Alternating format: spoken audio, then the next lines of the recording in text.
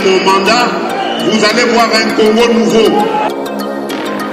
L'ouverture de la première édition du Foire de la formation professionnelle FPP en sigle pour développer les capitaux humains et de la croissance économique vu les intérêts de la population sur l'importance de la formation professionnelle qui servent le cadre des interactions de différents acteurs, de découvrir les enjeux et des opportunités, les marchés du travail en créant un réseau professionnel dans le but d'améliorer la capacité et l'accessibilité en République démocratique du Congo dans la capitale de Kinshasa. C'était en INPS du 24 au 26 octobre 2024. On écoute. Excellence, Monsieur le Vice-Premier ministre, d'inviter Monsieur le bourgmestre de la commune qui nous accueille. En tant que jeune, il a un mot de remerciement pour le choix porté à cette commune pour lancer cette grande foire. Monsieur le bourgmestre, vous avez la parole. Honorables députés nationaux, Excellences, Monsieur le Vice-Premier ministre et ministre de la fonction publique, leurs Excellences ici présents, les ambassadeurs aussi, distingués invités à vos titres et qualités respectives. La commune de Kasavubu est donc heureuse de vous accueillir ici à l'occasion de la première édition de la Foire internationale de la formation professionnelle.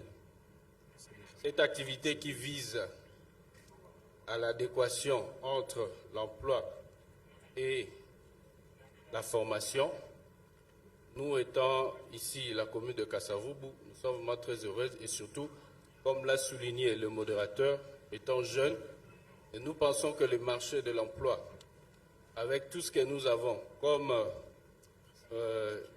la jeunesse congolaise, cette activité va vraiment nous permettre de bien assimiler tout ce qui sera dit et même échangé ici. Raison pour laquelle nous vous souhaitons la bienvenue et que cette cérémonie puisse être une très bonne chose pour tous. Merci.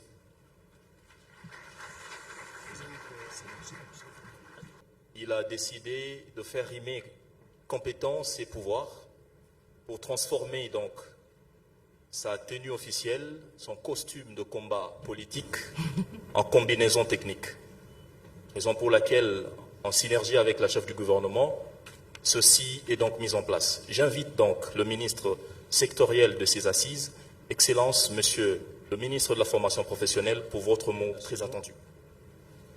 Excellence, Monsieur le VPM à la fonction publique, le représentant personnel, Son Excellence, Madame la Première ministre, chef du gouvernement, Judith Tuluka Soumina, Excellences, Mesdames et Messieurs les membres du gouvernement, Excellences, Mesdames et Messieurs les ambassadeurs et chefs de mission diplomatiques, Mesdames et Messieurs les responsables des agences et organismes de la coopération technique, Mesdames et Messieurs les partenaires techniques et financiers, Madame la Secrétaire générale AI à la formation professionnelle, Monsieur l'inspecteur général AI de la formation professionnelle, Monsieur le directeur national AI des CNACPF, Mesdames et Messieurs les coordonnateurs et promoteurs des centres de formation professionnelle, Mesdames et Messieurs les apprenants, Mesdames et Messieurs, distingués invités en vos titres et qualités, tout protocole observé, à l'entame de mon propos,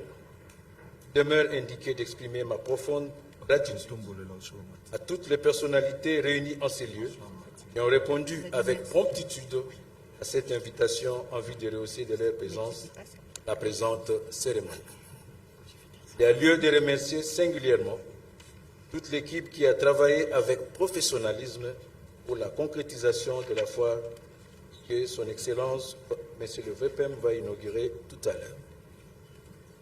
Reliant la vision de Son Excellence, Monsieur Félix Antoine Tshisekedi Tshilombo, président de la République, chef de l'État, au discours d'investiture du gouvernement prononcé devant l'Assemblée nationale par Son Excellence Judith Suminwa, chef du gouvernement, en ce qui concerne la place de la formation professionnelle en vue d'améliorer la qualité de main-d'œuvre congolaise, il nous est apparu opportun et procéder au diagnostic du secteur, et ce, dans le souci de dégager les voies et moyens devant conduire aux réponses y afférentes. Au nombre de pistes dégagées, l'institution d'une foire de la formation professionnelle dénommée Toye Kolamosala est apparue comme un cadre devant répondre à la nécessité d'accélérer, d'une part, les processus de création d'emplois dans notre pays et d'autre part, de creuser des valorisations des corps de métiers dans différents domaines et filières de la vie nationale. En effet, au-delà de la problématique récurrente de l'employabilité des jeunes dans notre pays, la formation professionnelle offre des opportunités dans les domaines d'insertion sociale, de réinsertion sociale, de reconversion professionnelle et de valorisation d'acquis d'expérience. Par ailleurs, je voudrais souligner haut et fort l'instauration de la foire de la formation professionnelle, en sus de se doter des ambitions et susciter davantage l'intérêt à la formation professionnelle auprès de toutes les couches de la population.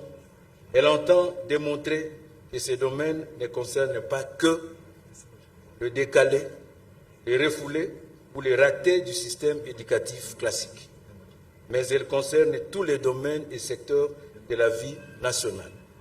Ce qui s'entend dire, la formation professionnelle est à la fois manuelle et intellectuelle. Il convient de signaler que dans son parcours, en dépit des formations ambulatoires, la formation professionnelle comprend les centres d'apprentissage de métiers pour un cycle de 3 mois dispensés en langue locale, les centres de formation pour un cycle de 3 à 9 mois en français et en lingala, l'académie de formation qui exige le niveau diplôme plus une année et l'institut de formation qui exige le niveau de diplôme plus 2. En ce moment, plusieurs réformes sont amorcées au niveau du ministère après avoir, suivant le principe de contingence des services publics, connu plusieurs appellations avant de celle d'aujourd'hui du ministère de la formation professionnelle tout court.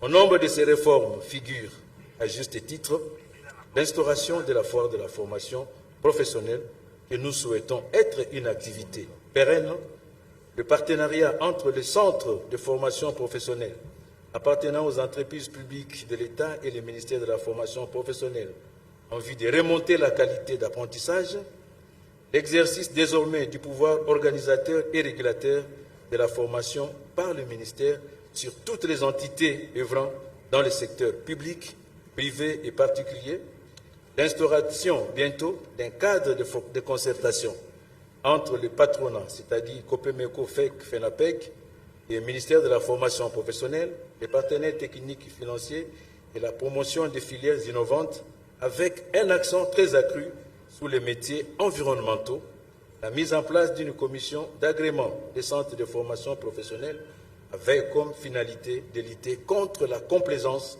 dans les rapports de viabilité et de création des centres, j'en passe.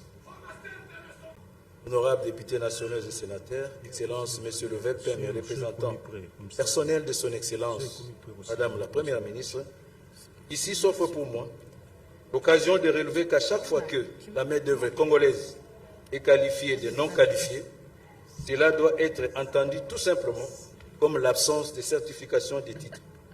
Et le travail pour y remédier est déjà en cours. Dans ces processus, les référentiels de formation et de compétences sont déjà en élaboration avec l'appui de certains partenaires. Son Excellence Félix Antoine Tshisekedi Tshilombo, président de la République, chef de l'État, insiste sur la formation professionnelle pour acquérir les compétences en vue des enjeux futurs.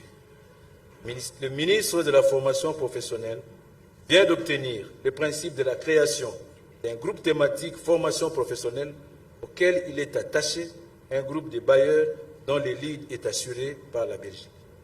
C'est une première dans ce secteur pour notre pays. Dans le déroulement de la première édition de la foire qui s'ouvre aujourd'hui, outre les panels qui seront assurés par les professionnels de la formation professionnelle, par la présentation des filières et métiers par le centre de la formation professionnelle, le moment culminant de la foire portera sur les inscriptions en masse des apprenants dans différents centres de formation après avoir identifié les filières et métiers correspondant à leur profil. À ce sujet, la plupart des sponsors et partenaires ici présents ont pris l'engagement de prendre en charge les quelques frais liés à cette formation. La foire est dotée également d'un comité scientifique qui, pendant ces 3 jours, procédera au moment de réflexion avec toutes les parties prenantes, lesquelles processus devra aboutir à l'élaboration de la feuille de route qui sera déroulée en plan d'action opérationnel sous la supervision de mon ministère afin d'assurer la mise en œuvre des recommandations. Tout c'est pour procéder à l'ouverture solennelle de cette foire.